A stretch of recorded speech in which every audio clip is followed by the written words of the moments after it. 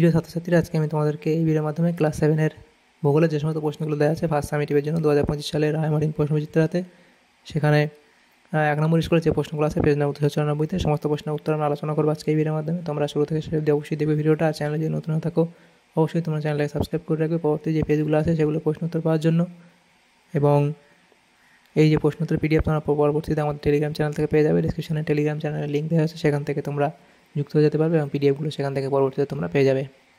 তো এখানে প্রথম যে প্রশ্ন দেওয়া আছে 1-এর দাগের প্রশ্ন, সেখানে দেখো 1-এর দাগের যে প্রশ্নগুলো বলা হয়েছে এমসিকিউ টাইপ প্রশ্ন, সঠিক উত্তরটি বেছে নির্বাচন করে লেখো। প্রথম প্রশ্ন, পৃথিবী ও সূর্যের মধ্যেকার সর্বনিম্ন দূরত্বকে বলে অনুসুর অবস্থান। এরপরে আছে মুক্তিবেগের মান প্রতি সেকেন্ডে 11.2 কিমি। ভারতের প্রমাণ সময় নির্ণয়ের জন্য নির্ধারিত দ্রাঘিমাটি হলো 82 ডিগ্রি 30 মিনিট পূর্ব, অপশান বি। এরপরে আছে আন্তর্জাতিক তারিখরেখা যে দ্রাঘিমা অবলম্বনে আঁকা হয়েছে তার মান হলো 180 ডিগ্রি, অপশান সি। এরপরে এশিয়ার একটি উত্তরবাহিনী নদী হলো ওব, অপশান সি। এরপরে আছে চীনের ম্যানচেস্টার কাকে বলা হয়? সাংহাইকে, অপশান বি।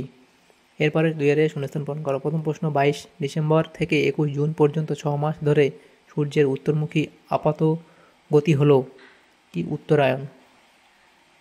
উত্তরায়ণ। নেক্সট প্রশ্ন, বায়ুর চাপ মাপক যন্ত্রের নাম হলো কি? বায়ুর চাপ মাপক যন্ত্রের নাম হলো ব্যারোমিটার। বায়ুর চাপ মাপক যন্ত্রের নাম হলো কি? ব্যারোমিটার। এরপরে প্রশ্ন, ড্যাশ নদীকে পিত নদী বলা হয়। তাহলে পিত নদী কাকে বলা হয়? হোয়াংহো নদীকে পিত নদী বলা হয়। বিশ্বের বৃহত্তম খনিজ তেল উত্তোলন কেন্দ্রের নাম কি? এটা হবে ঘাওয়ার।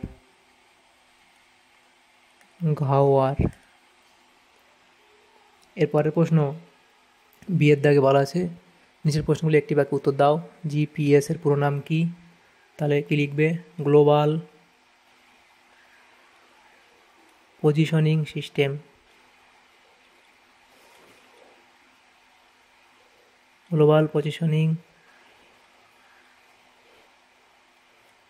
নেক্সট প্রশ্ন, এভারেস্টে বায়ুচাপ কত?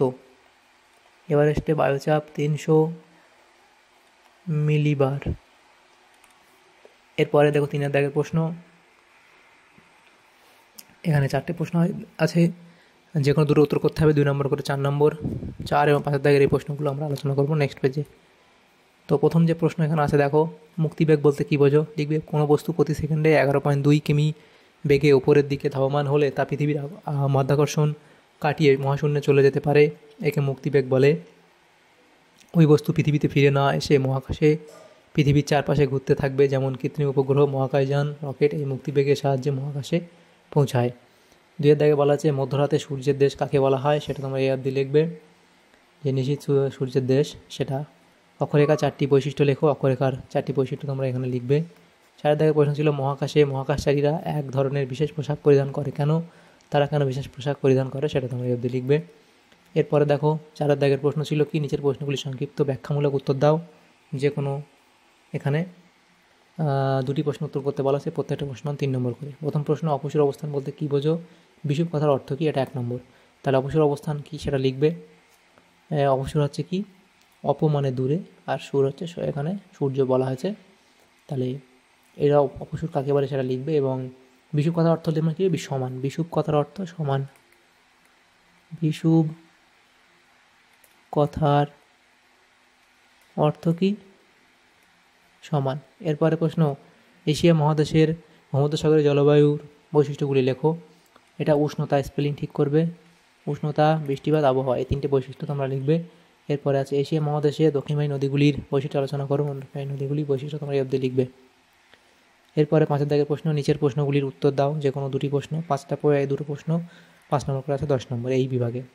চিত্র সহকারে অপসূর ও অনুসুর অবস্থান সম্পর্কে আলোচনা করো। চিত্র সহকারে অপসূর অনুসুর লিখবে, কাকে বলে লিখবে, এবং পৃথিবীর অপসূর অনুসুর অবস্থানের কারণ লিখবে। দেখো এটা হবে 4 জুলাই।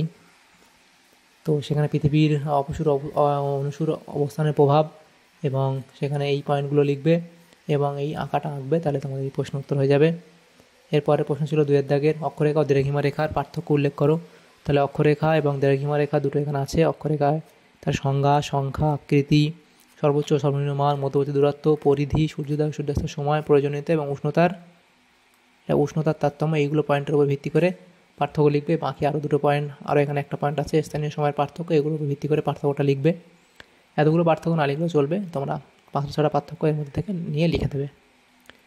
3 থেকে বলা আছে বায়ুর চাপ কয় প্রকার ও কী কী? সমচাপ রেখার 3টি বৈশিষ্ট্য লেখো। আর বায়ুচাপের শ্রেণীবিভাগ তোমরা লিখবে উচ্চচাপ, নিম্নচাপ এবং সমচাপ রেখার বৈশিষ্ট্য বলে। এখানে দেখো 8টা বৈশিষ্ট্য লেখা আছে, এর মধ্যে থেকে তোমরা 5টা বৈশিষ্ট্য লিখবে। 4 থেকে বলা আছে এশিয়াকে চরম বৈশিষ্ট্যের মহাদেশ বলা হয় কেন? তো এই অবধি তোমরা লিখবে। কোন নদীকে স্বর্ণরেণু নদী বলা হয়? লিখবে। ইয়াংশিকিয়াং নদীকে স্বর্ণরেণু নদী বলা হয়।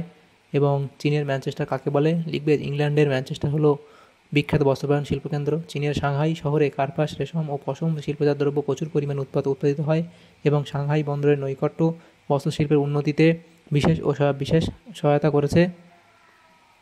তাই সাংহাই শহরকে চীনের ম্যানচেস্টার বলে। তাহলে এগুলো তোমরা লিখবে এই প্রশ্ন অবধি। তাহলে এখানে দেখো আমাদের এই সমস্ত প্রশ্নগুলো ছিল ক্লাস 7-এর ভূগোলের। এই সমস্ত প্রশ্নগুলো ছিল ফার্স্ট সামেটিভের জন্য রায়মার্টিন প্রশ্নবিচিত্রাতে। এই সমস্ত প্রশ্ন উত্তর আমরা আলোচনা করে দিলাম আজকে আমরা প্রথম স্কুলের। তোমাদের যদি সামান্যতম পরে থাকে ভিডিওটা অবশ্যই লাইক করবে এবং বেশি করে বন্ধুদের সাথে শেয়ার করবে। আর পরবর্তী যে পেজগুলো আছে সেগুলোর প্রশ্ন উত্তর পাওয়ার জন্য অবশ্যই তোমরা আমাদের চ্যানেলটাকে সাবস্ক্রাইব করে রাখবে। Thanks for watching.